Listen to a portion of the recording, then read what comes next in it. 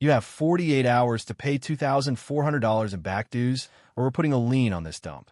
That's the very first thing out of Karen Peton's mouth, right there on the porch of my grandfather's old 1962 log cabin.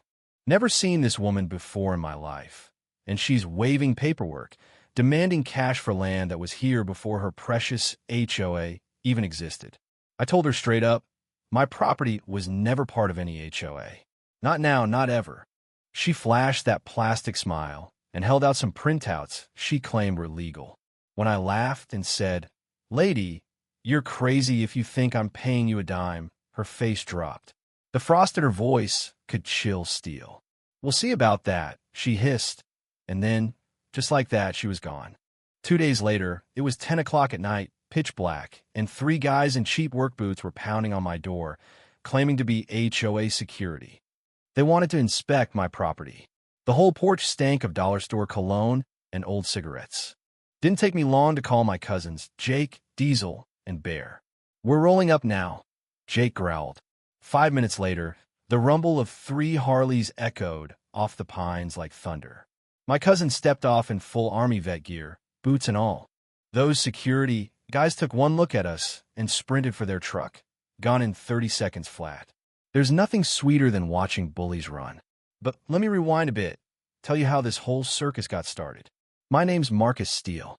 6 months ago, I was grinding away in city apartment, living off IT gigs and dreaming of more.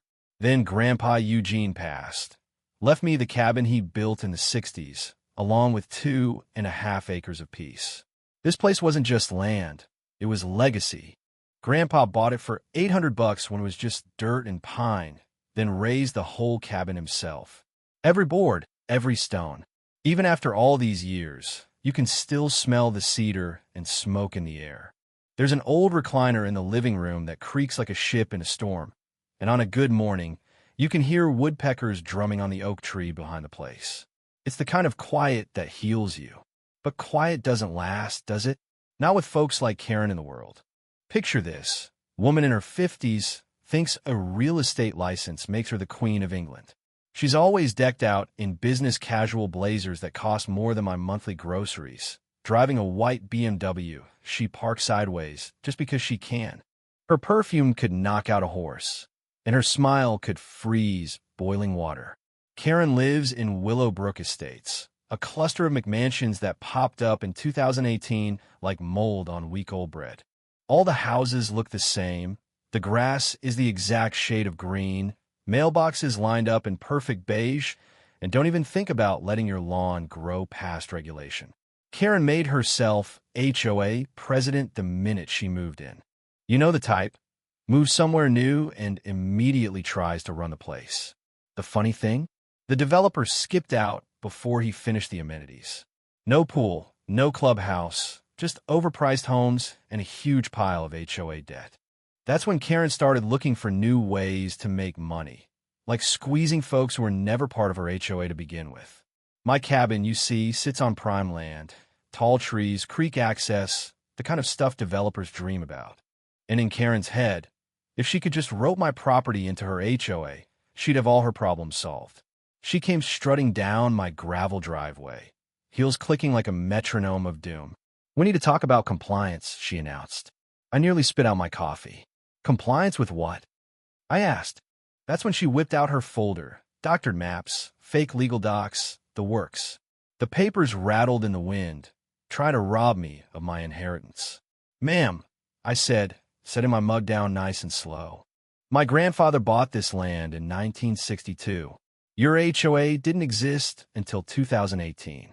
I'm not in your kingdom." She didn't even flinch, just kept on with her routine. Then came the bomb, $2,400 in back dues, plus $180 a month. Or else. When I refused, she rolled out the threats. Liens, foreclosure, court, the whole bully playbook. "You have 48 hours to reconsider," she said, heels clicking away like a countdown clock. As her BMW vanished, all I could smell was her perfume and my own anger. I had no idea Karen had just made the worst mistake of her life. She thought I'd be an easy target. The next morning, my place looked like a Christmas tree, if Christmas trees were decorated with orange violation notices. She'd zip-tied them to every fence post, every tree, even my mailbox. One read, "Violation, unapproved rustic structures." That was my grandfather's cabin she was talking about. 40 years of storms, 3 generations. Another said, "Violation, non-conforming vegetation. Guess Karen's got beef with century-old oak trees." My favorite, "Violation, commercial vehicle on residential property. My work van just sitting there." That's when I got smart. Spent half a day at the county clerk's office, digging through records with Betty, a clerk who's seen it all. She found the deed from 1962, a boundary survey from 1985, and a development plat from 2018, all clearly showing my property was never included in Willowbrook Estates. "See here," Betty said, pointing. "Parcel 47B, reserved from subdivision. Hands off." I photographed everything. But Karen didn't care about the law. She escalated to social media, posting about problem properties lowering neighborhood standards. Some neighbors cheered her on, others called her out. One lady, Dolores Martinez, wrote, "Karen, that cabin was there before any of us. Maybe worry about your own property."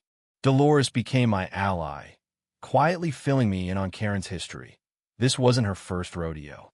Turns out, Karen had driven out at least 3 families by burying them in complaints and legal threats. Her pattern: target the vulnerable and push until they crack. Then came the compliance inspection. Karen, her husband Dale, and some guy in a cheap suit. They poked around my property, sniffing for violations. Non-compliance siding, gravel driveway, fire pit. The usual nonsense. That evening, Dolores showed up at my door with a plate of cookies. She did the same to the Hendersons, Marcus, elderly couple, 30 years here. Karen drove them out with complaints and inspections. Dolores's voice hardened. She's a bully, plain and simple. Karen's campaign ramped up. Daily inspection notices, calls to code enforcement, fake complaints.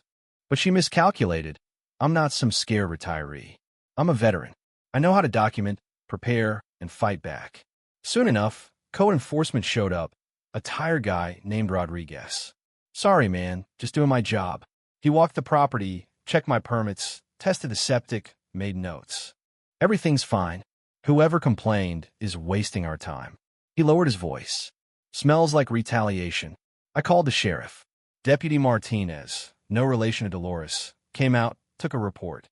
"Can't arrest someone for being a jerk," he said, "but keep documenting. Patterns matter."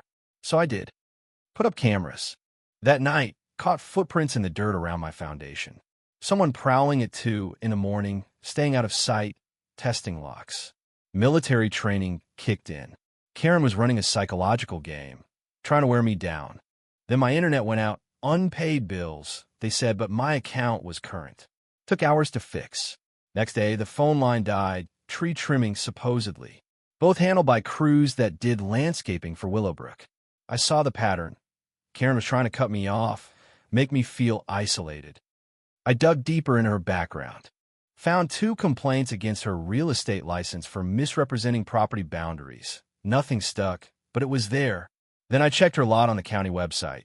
Turns out, her pool and deck extended onto public land, a 0.3-acre strip meant for utility access. The fines were massive, $200 a day, going back 5 years. She owed the county almost $400,000. That explained everything. She was desperate. Needed HOA money not for the neighborhood, but to cover her own mistakes. The irony was rich. Karen didn't stop. Organized an emergency HOA meeting, whipped up the neighbors with horror stories about dangerous elements. Even brought in her brother-in-law, a city councilman, to add drama. Dale, her husband, finally spoke up. Maybe we should hear Marcus's side before we rush to judgment. The vote was still 18-5 against me. Next day, I got a letter from her lawyers demanding $15,000 in compliance. I called Veterans Legal Aid. Jennifer Walsh, the attorney, told me they don't have a legal leg to stand on. Their actions are harassment. You should file a quiet title action to end this for good. Cost me $3,000, but it would settle things in court once and for all. Karen hit back by filing a police report claiming suspicious activity on my property because Earl and a couple of guys helped me fix my roof. Martinez and his partner came by, rolled their eyes, and told me, "Keep documenting. This is clear harassment." That's what my cousins called Jake, Diesel, and Bear. Army brothers, tough as they come. "We'll be there this weekend," Jake said. "Time to show this lady what family means." We spent the weekend prepping, organizing documents, setting up new cameras, grilling steaks, talking strategy. Dolores briefed us on the neighborhood. Folks are tired of Karen. Show them she's vulnerable, and they'll find their courage. We put the plan into motion. Filed my quiet title suit, submitted Karen's violations to the county, started organizing support among the neighbors. Karen tried one last round of sabotage. Anonymous calls to my clients, saying I was under investigation. One client, Mr. Thompson, called me up and laughed about it. "Nice try, Marcus. If you can beat an HOA president, you can fix my computers." Then came the physical intimidation. A truck, registered to Karen's landscaping company, drove by my place 3 times in a row, spotlighting my windows. My cameras caught it all, faces, plates, everything. I gave it to Deputy Martinez. "We'll step up patrols," he said. "This is harassment." But Karen's final card was the wildest. A federal investigator showed up. "Agent Ree from the VA. We got a tip about disability fraud," she said. "Spent hours checking my records, my income, my medical files." "You're clean," she finally said. "But whoever filed this false report is in real trouble." She read my folder on Karen's harassment and said she'd be launching an investigation. "We don't take kindly to people targeting veterans," she added.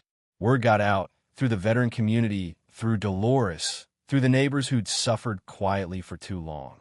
When Jake and my cousins rolled up the next Saturday, they weren't alone. 53 Harley-Davidsons thundered into Willowbrook Estates, veterans from all over, flags waving, ready to show what solidarity means. Karen's last community safety meeting was supposed to be her victory lap. Instead, it was her downfall. I walked in, plugged my laptop into her projector, and displayed the county records, her pool, her deck, her gazebo, all on stolen land. Her face went white. Deputy Martinez stood up in the back and told her she was under arrest for harassment and fraud. Agent Ree added federal charges for targeting a disabled vet. Dolores stood up and moved to dissolve the HOA entirely. The vote? Unanimous. Karen left the community center in handcuffs. Her house was seized for unpaid violations, and Willowbrook got turned into a park. Karen did 18 months in prison, lost her real estate license, and had to pay me a settlement. The old HOA is gone. Neighbors talk now. Kids play where her pool used to be, and every first Saturday, we hold a barbecue at my place. The real lesson? Bullies only win when good people stay silent. But when a community stands together, even the worst tyrants can't stand forever. So what do you think? Is there ever a time to push back against authority? Or is there always a better way? Drop your thoughts below, share your own stories, and tell me, where do you draw the line when it comes to justice, revenge, and standing your ground? I read every comment, and who knows, maybe your story will be next.